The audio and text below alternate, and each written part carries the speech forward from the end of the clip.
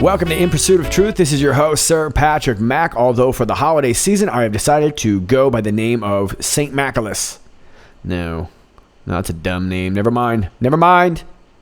You know, I'm not a big holiday person, and in particular, not a big Christmas person. But this year, I have decided to change my tune. Speaking of tunes, I decided to volunteer at a local holiday Christmas choir. Yeah, I'm pretty jazzed. We had our first practice just yesterday, and I don't want to blow my own horn, but I think I killed it. You can tell me what you think.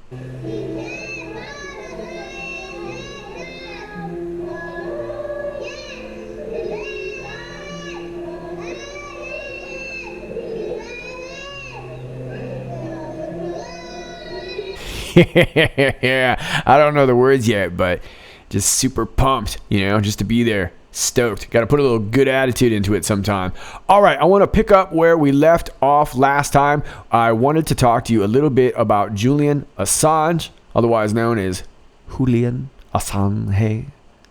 I don't know if that's true. Let's talk about him. We're over here on the Gateway Pundit. No decision adhering to unseal Julian Assange's charges. Court to reconvene next week.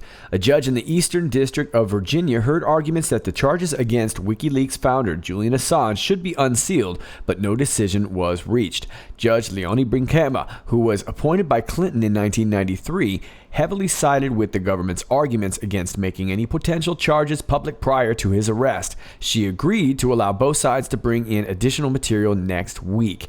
In what appears to have been a copy and paste error in a filing, it was revealed last week that the Justice Department had filed secret charges against Assange. The Reporters Committee for Freedom of the Press promptly filed a lawsuit seeking access to any criminal complaint, indictment, or other charging documents relating to this case. This is an interesting case to say the least, Judge Brinkema began before reading the erroneous filing out loud to the court. I think it's those last few words. The fact that Assange has been charged that brings us here today, the judge stated while noting that the filing was clearly an error. The judge stated that the government has admitted that Assange is under investigation, to which the prosecutor chimed in and said that it is public that there is an investigation into WikiLeaks and leakers, but that there has never been a public claim that Assange himself is under investigation. Let me read that again. There is an investigation into WikiLeaks and leakers, but that there has never been a public claim that Assange himself is under investigation.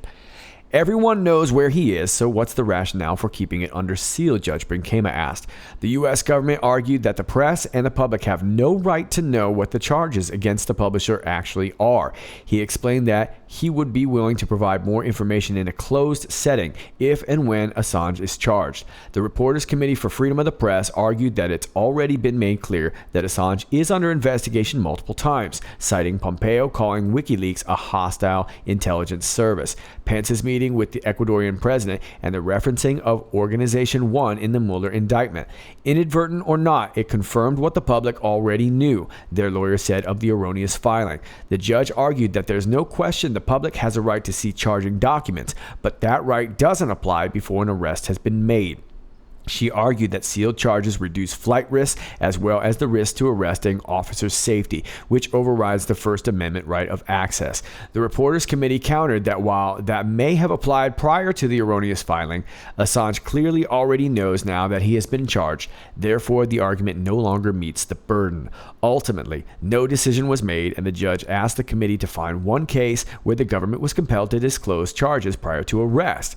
The court will reconvene in 1 week. Now, the nature of the charges are very important for members of the press to understand going forward, however, as the criminalization of reporting things that government doesn't want the public to know is an extremely dangerous path that could open up many mainstream outlets to similar persecution. Assistant U.S. Attorney Kellen S. Dwyer previously stated that the charges would need to remain sealed until Assange is arrested in connection with the charges in the criminal complaint and can therefore no longer evade or avoid arrest and extradition in this manner, according to a report from Bloomberg. Assange is an award-winning publisher who has provided more insight into the internal workings of governments around the world than any legacy media outlet. Though his methods may be unique, all journalists rely on leaks, scoops, and secrets to do their reporting. He just happens to be better at it than anyone else. His prosecution is likely to chill sources, providing real, raw information that can help the public to make informed decisions about their government. As Matt Taibbi recently wrote in a must-read op-ed for Rolling Stone, the more likely eventuality is a prosecution that uses the unpopularity of Assange to shut one of the last loopholes in our expanding secrecy bureaucracy. Americans seem not to grasp what might be at stake. WikiLeaks briefly opened a window into the uglier side of our society, and if publication of such leaks is criminalized, it probably won't open again. Okay, so this is pretty interesting stuff here. As suspected, it looks like we got ourselves another delay here. I can't tell you I'm honestly surprised about this. I think the one blaringly obvious detail about all this is that once again, we have no hide nor hair of Julian Assange. And of course, the judge here says that everyone knows where he is. So what's the rationale for keeping it under seal? Okay, so there's a lot of things to take away here. Clearly, I don't think it's a good idea to let the general public know that there are indictments before they're unsealed. I think I can understand that. But once that's done, we have every right to know what's going on. As of now, it looks like we don't even know that there are any kinds of charges against Julian Assange. They're saying that they are, but we don't see any ones. They're just simply potential charges, because if they're still sealed, we don't see that. We don't have the right to know that until it's done. So it remains to be seen, but I think what the question is on a lot of our minds is, where is Julian Assange? I posted this the other day on my Twitter. The president of Ecuador signed the decree terminating the mission of his ambassador to the UK. All diplomats known by Assange have now been transferred elsewhere. Interesting. Okay, so the ambassador to the UK has been let go. And of course, we're starting to see a lot of things heat up in the UK. So interesting that just the ambassador to the UK, but then it goes on to say all diplomats known by Assange have now been transferred elsewhere. Okay, so we don't know how many people that would be, but anybody who is familiar with Assange has been transferred somewhere else. Why would they want to get him out of the country? What's going on here? And we find out later that he's been denied any access to his legal counsel, or at least the legal counsel coming to the embassy was denied access to him. So what's going on here? Where is Julian Assange? Is he even in the embassy? Now, this decree was very interesting, but the very bottom here refers to this Jose Valencia. And he is the Minister of Exterior Relations and Human Mobility. Human Mobility. How about that? Interesting title, yeah? So, what's going on here? Why did all these diplomats that had any connections to Assange, why did they get let go? And why just the ambassador to the UK being let go? What's the real story here? On the 22nd of November, one day after that decree, Mil-Spec Ops Monkey posted this. So this is a pic of the said aircraft from yesterday. So yesterday would have been the 21st, that went from Honduras to Guantanamo Bay Naval Air Station. Looks like the flight log has been wiped as if it never happened. Observation, this was a VIP, not a prisoner, not a dignitary. And here is the plane right there. As you can see, looks pretty official to me. And then here are the logs right here. It's like Cancun to Miami, Miami to Tampa, and then Coma y Agua to Guantanamo Bay. How about that? And on the 26th, we get this right here. Secretary of State Mike Pompeo. And guess who that guy is right there? Yep, Jose Valencia Amores. So I guess you could say that's Amores. And Mike Pompeo's like, yep, this totally went well, because we're shaking hands like a couple of bros right here. And he's like, I know. We were in the room. I was in the room with you. Okay, bye. There you go. Shook hands. See you later. Peace out. We're going back through the same doors we came from. There you go. That was productive. So there you go. Now let me take you back to Christmas of last year, December 25th, 2017. The U.S. Department of Defense tweets this: Merry Christmas. Did you know several big military events have happened on Christmas? Find out which ones. Well, we certainly didn't seem to have a big military event happen last year on Christmas, right? Interesting choice. And the picture is of Washington crossing the Mekong River. I'm just kidding. It's the Delaware. And of course, that was a turning point in American history, right? We saw this picture back in October 31st, Halloween of last year, post 14. You can see it right here, titled Patriots. And we're not going to cruise through this whole post here. You can go back and check it out. It's post 14. But Q starts off talking about a SCIF, a sensitive compartmented information facility, military intelligence. What is state secrets and how upheld in the Supreme Court? Well, state secrets is something that Julian Assange is likely in possession of, right? And it kind of alludes to the fact that this whole thing is a military operation, why it's being done the way it's being done, and kind of suggests to me that a big part of why this whole FISA D-class has been done the way it's been done is partially maybe to even protect Julian Assange until we get him into a place where he can actually express what he needs to express in a proper setting, hopefully a public setting, right? But this is the first time that we saw this picture. We see it again on December 24th, the day before Christmas, when the Department of Defense tweets theirs. We see it in post 456, 36 minutes after the hour of midnight on December 24th. And then the next post comes on Christmas. It's 457. In response to an Anon that says Merry Christmas, Q says Merry Christmas, celebrate this special day in a big way. God bless you all. And then we have this one here, 458. Thank you all for your trust, faith, patriotism. We are privileged to serve you. Please pray for those who would lay down their lives to protect our freedom. You are safe. God bless Q. And then we get this one here, 459.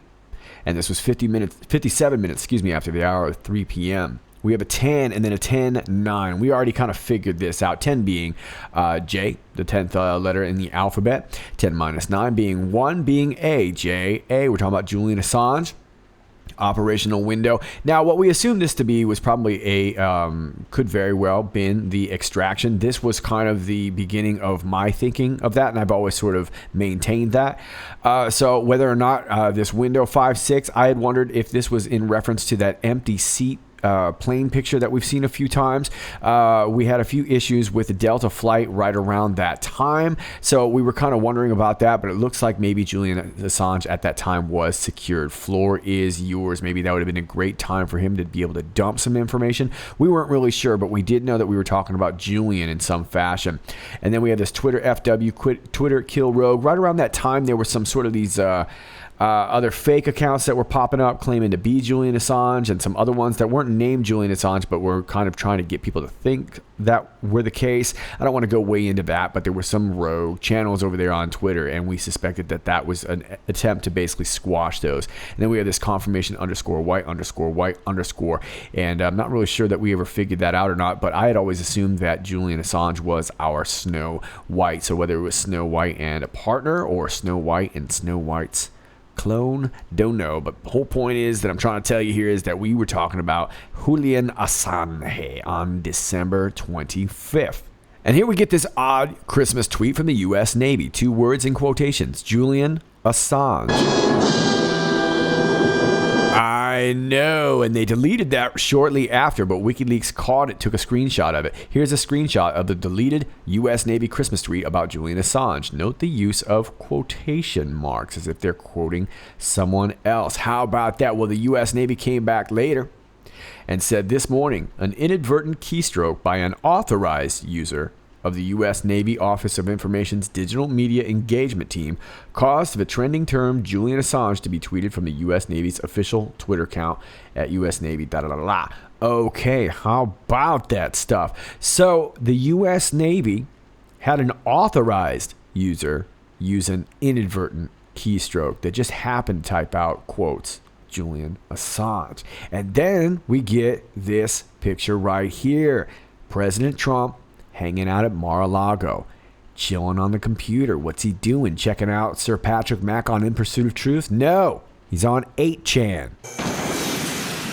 Goodbye. Oh no! Now keep in mind, other than the last Q post that I was just talking about, all these happened on Christmas Day. The Q post regarding Julian Assange, or whether it was Delta Force, Delta Flight, or somehow securing Julian Assange, that happened on the 26th, the next day. And then we got this, U.S. Department of Defense. Christmas may be over, but troops stationed at Gitmo, Cuba are still celebrating after POTUS thanked them for their hard work via video conference on Christmas Eve. How about that? We're talking about Gitmo the day after Christmas. Interesting stuff, right?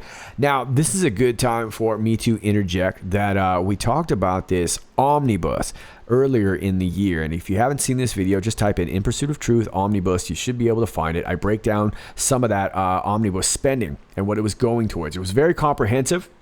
So we're not going to rehash it in this video, but I highly suggest you checking it out if you're interested in what went into that. Excuse me. But one part that I remember covering was in regards to some of the facilities that were being built over there on Guantanamo Bay, and not only were they detention facilities, but they were actually a lot of courtroom facilities, housing for the lawyers, housing for witnesses, and anybody who's giving testimony, and of course clerks and whoever's employed and all that. But I found that really, really interesting. That was a big part of the omnibus spending bill. So keep that in mind. And of course, this all happened last year. This would have been right after Christmas. Okay, they're talking about Cuba. Now, a quick fun little side note here. I took the trip code from the December 26, 2017 post, and I entered it here in Google. And then I went to the header books here, and then here are some of the titles that came up. Exopolitics, the political implications of the extraterrestrial presence. Behold a Pale Horse by William Cooper, which is, I think, essential reading. Ramtha, Last Waltz of the Tyrants, the prophecy revisited. Through the Eyes of the Enemy, Russia's highest ranking military. I'm not really sure, but I believe they're talking a spy here because this is Stanislav Lunev. He was part of the Bridge. His story is very, very interesting. As a matter of fact, Q has brought him up before. We're not going to go into him right now, though. Inner Paths to Outer Space, Journeys to Alien Worlds through, not really sure about Rick Strassman. Then check this out, The Story of Q, inspired by actual events by N.M. Freeman. Looks like a 2011 title. 2,000 years ago, a boy named Mateo entered an underground cave known as the Sanctuary to learn stories older than the memory of man. How about that? Galactic Diplomacy, Getting to Yes with E.T. Things that can and cannot be said, Essays and Conversations by Roy Arundhati.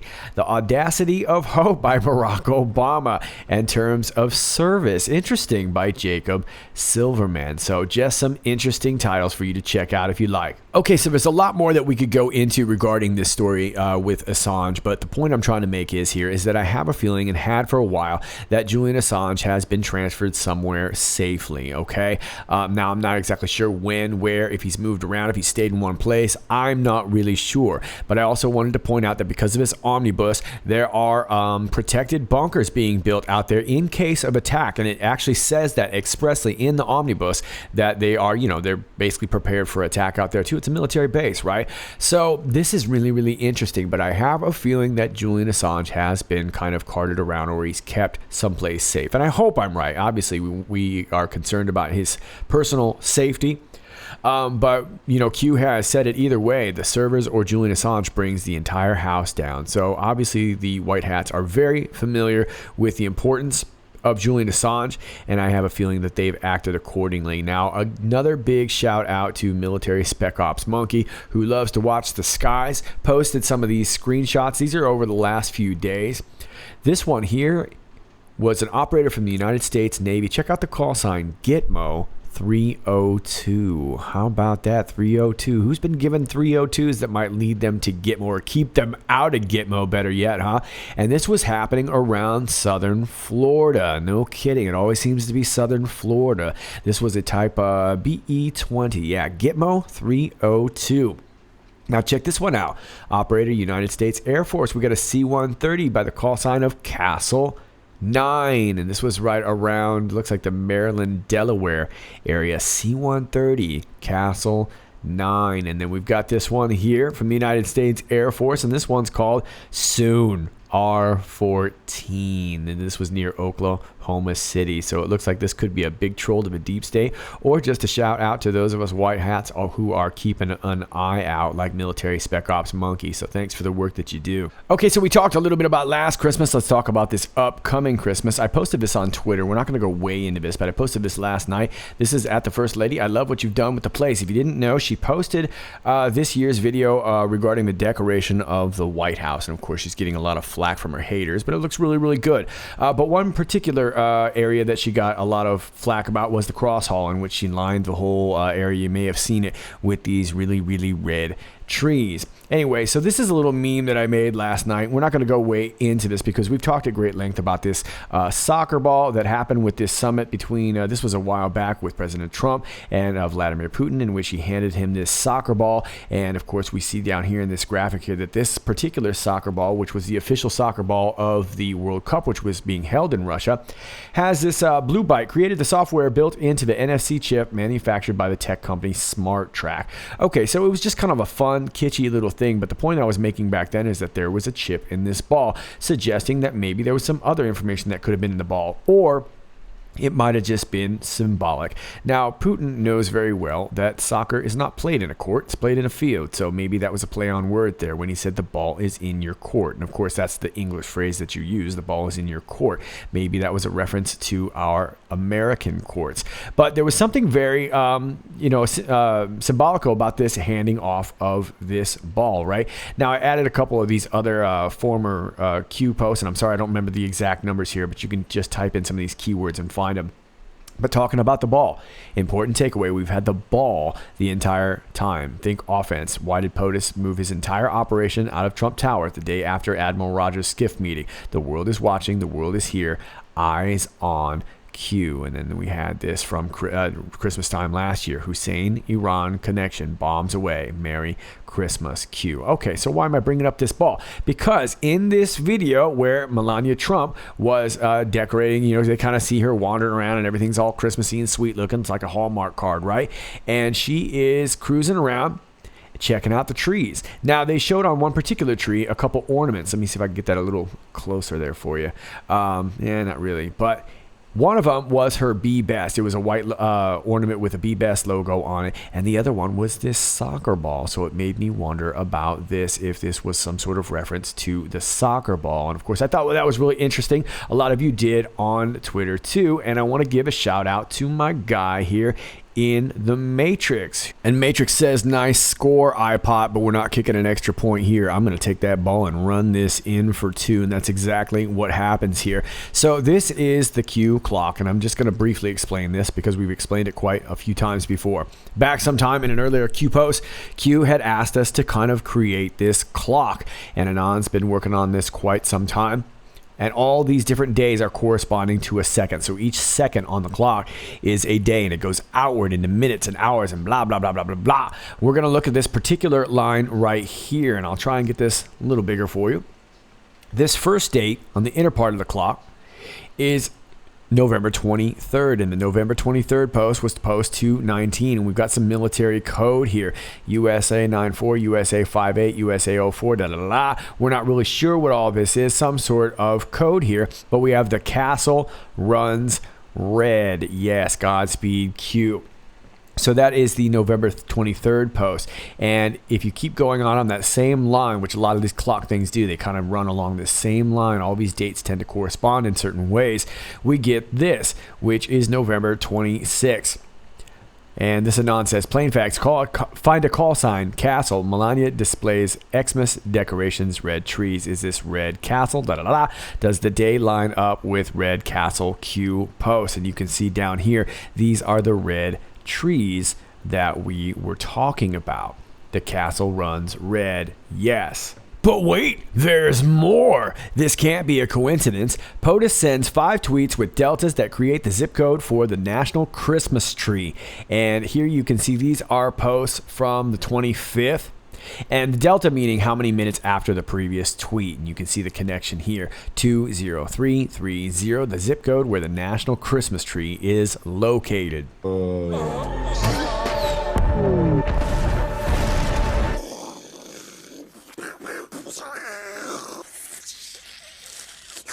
All right, I got a lot more I want to talk at you about, but I'm going to leave you with this. This is from the United States Department of Justice website. Military Investigation Services, along with state and federal law enforcement agencies, to hold press conference at the Department of Corrections in Colombia on Wednesday, November 28th. Nice. That is today. United States Attorney Sherry Lydon announced that a press conference will be held on Wednesday, November 28th, 2018 at 10:30 a.m. at the Department of Corrections located at 4460 Broad River Road, Columbia, South Carolina. Oh, wow. Lindsey Graham's neck of the woods. Represented at the press conference will be members of the Naval Criminal Investigative Services, NCIS, U.S. Army Criminal Investigations Command, Air Force Office of Special Investigations, Department of Defense Criminal Investigative Services, Internal Revenue Service, Criminal Investigations, United States Marshals Service, the South Carolina Department of Corrections, the South Carolina Law Enforcement Division, and the U.S. Attorney's Office. Wow, well, this sounds like a pretty big deal. This sounds like a popcorn popper, and unfortunately, this will be on the other side of the world time for me, so I will probably have to wake up next morning and find out what happened from a lot of you on Twitter, but there you go. All I wanted was a Whopper, even half a Whopper. Let me get half a Whopper. You got half a Whopper left? All right, kids, that's all I got for you today. As always, if you like this video, please click like, share, and subscribe. Thanks to all of you who already do that. For those of you who are new to my channel, welcome to you. Keep in mind that from time to time, you'll be unclicked, unnotified, and unsubscribed because that's how social media works for conservatives these days. Just keep checking back on In Pursuit of Truth. All my links to my other channels are down below, my Gab, my BitChute, my Brighteon.com, and I'm over here on Twitter quite a bit at IPOT1776. That's at IPOT1776. This is where I spend most of my time popping my mouth off. If you'd like to support my channel, my Patreon link is down below too, as well as my email. And if you'd like to go old school mail, I've got a P.O. box down there too. All the links are down below. All right, kids, this is Sir Patrick Mack, and until next time, stay optimistic.